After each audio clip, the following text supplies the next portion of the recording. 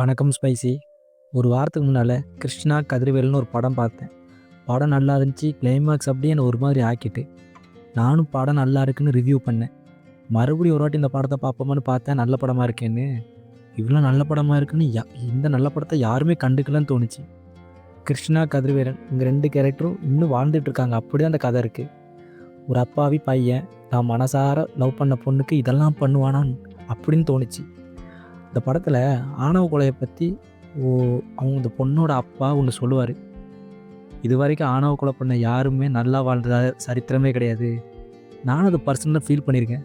எனக்கு தெரிஞ்சவங்க நிறைய நடந்திருக்கு. ஆனால் உங்கள் குடும்பம் அதுக்கப்புறம் அவ்வளோதான், அதோடு முடிஞ்சு போச்சு. எதை விதைச்சோமோ அதை தாங்க அறுவடை பண்ணுவோம். கிறிஸ்டினாவுக்கும் கதிர்வேலனுக்கும் தப்பாக கல்யாணம் ஆகிட்டு சர்டிஃபிகேட் வந்துடும்.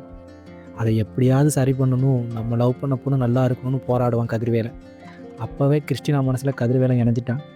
ஆனால் கிறிஸ்டினாவால் கதிர்வேலனை ஏற்றுக்க முடியாது. ஆனால் இவங்க ரெண்டு பேரும் சேரணும். அதுக்கு காலம் ஒரு கொடூரமான சம்பவத்தை கிறிஸ்டினாவுக்கு பண்ணிடும். கிறிஸ்டினாவை கூட்டு பாலியல் வன்புணர்வால் கோமாவுக்கு போயிடுவான். தன்னோட கிருஷ்ணாவுக்கு நடந்த கொடூரத்தை டாக்டர் சொல்லும்போது கதிர்வேலன் துடிச்சிருவான். இது வெளியே தெரியக்கூடாதுன்னு கதிர்வேலன் டாக்டர் காலை பிடிச்சி கதறுவான். நான் அவளை நல்லா பார்த்துப்பேன், இது யாருக்கும் தெரிய வேண்டாம், அவங்க குடும்பம் உயிரே விட்டுரும் அப்படி இப்படின்னு காலை பிடிச்சி கதறுவான். கிருஷ்ணா வாழ்க்கை நல்லா இருக்கணும், கதிர்வேலன் தான் அவனுக்கு சரியான வாழ்க்கை அப்படின்னு டாக்டர் அந்த உண்மையை மறைச்சிருவார். கதிர்வேலன் கிருஷ்ணா கையை பிடிச்சி அழுவா. என்ன நடக்க போகுதுன்னு தெரில. இந்த பொண்ணு என்ன ஆக போகுது, அதுக்கடுத்து கதை என்ன ஆக போகுதுன்னு தெரில. திடீர்னு கிருஷ்ணா கண்ணு முடிச்சிருவா. அப்போவே கதிர்வேலனும் கிறிஸ்டினாவும் ஒன்று சேர்ந்துட்டாங்க. கிளைமேக்ஸ் முடிய போகுது. சரி சேர்ந்துட்டாங்க, அவ்வளோதான் படம் முடிஞ்சிருச்சுன்னு நினச்சா, கிறிஸ்டினா மனசாட்சி ஒரு வசனம் பேசும். அது வசனங்கள் இல்லைங்க, அழகு. அவ்வளோ அழகாக இருக்கும். எத்தனை ரணங்கள் வந்தாலும், ஏன் மரணமே நிகழ்ந்தாலும், உன் கைப்பிடித்தவுடன் உயிர் தெளிவேன் என்னவனே, உன்னை விட வேறென்ன வேணும் இந்த பூமியில் நான் வாழ.